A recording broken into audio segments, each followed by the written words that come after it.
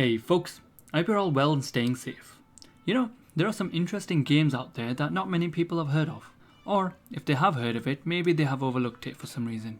One of those games is Boiling Steel. I actually wanted to do a quick review of Boiling Steel, but a quick review would not do the game justice, because there is a lot that it has to offer. However, for complete transparency, the publisher did send me a code to play and review the game, though all the views shared here are true and genuine. But before we get started, I wanted to remind you all that I'm giving away a copy of Star Trek Bridge Crew, so you can have a blast killing some deadly Romulans as a team. If you would like to enter the giveaway, please subscribe to the channel, like this video, and comment down below that you would like to enter the giveaway. I will give you more information of the giveaway at the end of the video. So, is Boiling Steel a diamond in the rough? A diamond in the rough. Or is it just rough? Let's find out. Boiling Steel has been developed by the great team at Mirrorwin, who are a small team of developers that also created Guns and Stories Bulletproof. You can tell that the team at Mirrorwin have used their experience they got from Guns and Stories and have applied it to Boiling Steel, as it looks and plays much better. So, what is Boiling Steel about? Well, Boiling Steel is set in a future era where artificial intelligence roams around.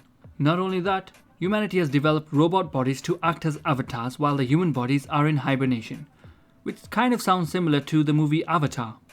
You are an engineer recruit, but will be put into the middle of battle for survival through the Avatar robot body. The story is very basic and I don't really find it that interesting. I feel like there was an intention of doing something similar to Borderlands, but I think that was abandoned, considering the theme of the story changes and becomes quite basic. However, it is enough for you to keep moving forward, and it's better to have it than not to have anything at all. So, I want to start first with the graphics of the game. When you first start, it appears a little inconsistent. Sometimes it felt like I was playing Borderlands, and at other times the graphics felt more realistic. This does change once the game properly starts and then finds a middle ground, but honestly speaking, the graphics actually look really good. When you look at the sky, you can see planets that look gorgeous, your weapons look great, and so do the enemies. Although this is depending on what you're comparing the game to. This is no Half-Life Alyx, and I would never expect it to be. I for one was not comparing it to anything. I was just looking at the graphics to see whether I liked them or not. And I did like them. There wasn't a moment where I thought this doesn't look very good. In fact, some things made me go wow. Although with some of the enemies they do look a bit like Rock'em Sock'em robots, so that could have been improved with more visual variety. Another thing that actually confused me in the game was there were a lot of unnecessary items scattered throughout the levels.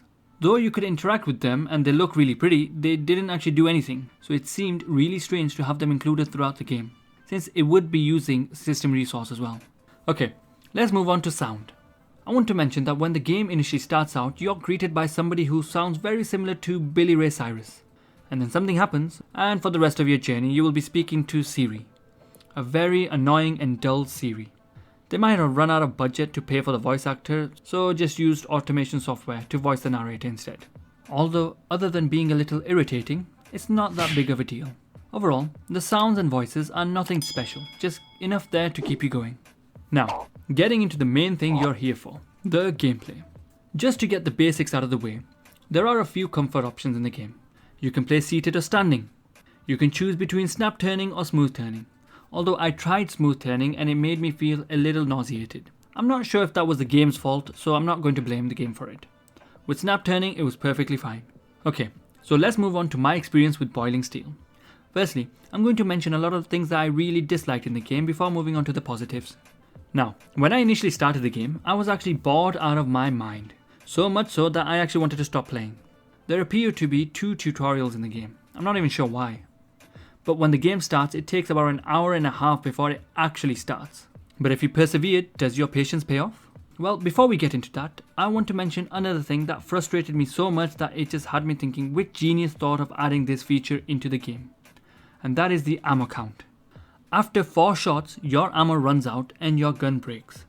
4 shots! That is ridiculous. Not only that, once you're out of ammo, you can't just reload, you have to pull out another gun. This is while you're in the middle of a horde of enemies, and that's not the easiest thing to do. As a result, for most of the enemies, I ended up using the electric ray gun that is meant for close range, because there is no ammo required for that gun. But if you let it overheat, then it will break. And I'm perfectly happy with that type of game mechanic, but the 4-shot one is the most irritating thing I have seen in any game. I really wish they had it as a cooldown like the other guns, or something else less annoying. However, that being said, there are some redeeming factors, such as there are upgrades you can make to the guns which allows you to increase the ammo capacity amongst other things. Although the issue is that it takes a long time before you can actually do that. Another good thing about the game is there are actually quite a few guns to unlock. Although my favourite one is the mini rocket launcher that fires a sticky ball and does damage over time. You can just hit someone with it and just wait until they die. I had a lot of fun using this gun. Also, let me mention the concept of just pulling out the weapon by putting your hands together is quite interesting. Although, I am still a fan of the usual reach behind your shoulder or to the side to pull out your weapon, but I still appreciate people trying something new. One big missed opportunity from Boiling Steel is that there are no single-handed weapons. You have to use two hands for every weapon in the game. I personally do not like that, as I like to be able to switch between single-handed weapons for small fights and pull out the big guns when I need to.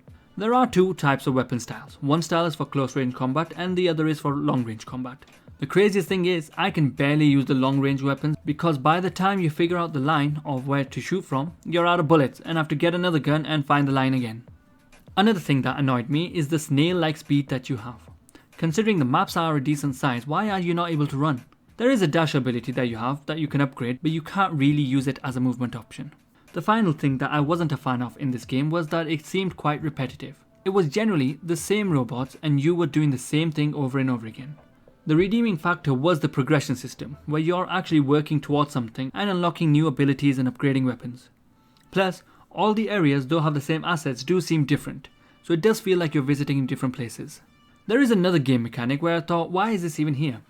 It is the teleportation pad, that apparently teleports you from one location to another. However, it's not teleportation at all. You seem to fly across to get to a different section. It just seemed a bit strange and out of place. I feel like there were a lot of ideas that the developers had and that they wanted to implement, but they just couldn't. This feature is unnecessary but doesn't really make a difference to the gameplay. Now, what I noticed while playing the game was the longer you played it, the more you enjoyed it. Boiling Steel is not a sprint but a marathon. So the best thing about the game is the length. This is not a short VR experience, this is a game that will keep you going for a long while. I'm going to guess it's going to take you well over 12 hours depending on how good you are. This is because if you end up dying in the level, you have to redo the whole level again. Now at times it did annoy me so much that I felt like throwing the controller. But then I remembered how much it would cost to replace, so I didn't. That is because when you start, you have a certain amount of health that doesn't regenerate. So if you get hurt in the beginning of the level, you're carrying the same health throughout the end of the level. But each level takes about 15 to 20 minutes to complete, so I think this game mechanic is perfectly acceptable. Additionally, the enemies you see will be random, so you may see a particular set of enemies the first time, but if you die and try again, you may see some different ones. Some are more annoying than others, where they throw floating balls in the air that fire at you, while they're shooting you from the ground. This does mix things up a little bit. When you are in the early stages of the game, it is quite difficult, especially the random handicaps you get given before the level even starts. For example, you may be even slower than normal if your legs are damaged, or your guns will fly out of your hands if you get shot if your hands are damaged. The best one I find is when the visor is damaged. It's just a little crack on the screen, I'm happy with that. It doesn't frustrate me more than I need to be. The damage is random and you have no control over it, other than selecting the exosuit you want to spawn in. Although once you are able to unlock the regeneration ability, the game gets much easier. But then the enemies also seem to get stronger. Talking about the enemies, the AI isn't very clever. The robots will try and take cover in the middle of nowhere. I'm thinking, you're just showing me your back, there is no cover there. So I just have to shoot them in the head because they clearly don't need it. As you progress in the game, different types of hazards are introduced. The one I hated were the mines, where if you don't shoot them quickly enough, they'll blow up in your face. And since you move like a snail, you can't really escape. To be honest, I believe this game came out during the worst possible window. Boiling Steel could have been a massive success if the developers had released it a few months before Boneworks came out. Then I think a lot of people would have flocked to it.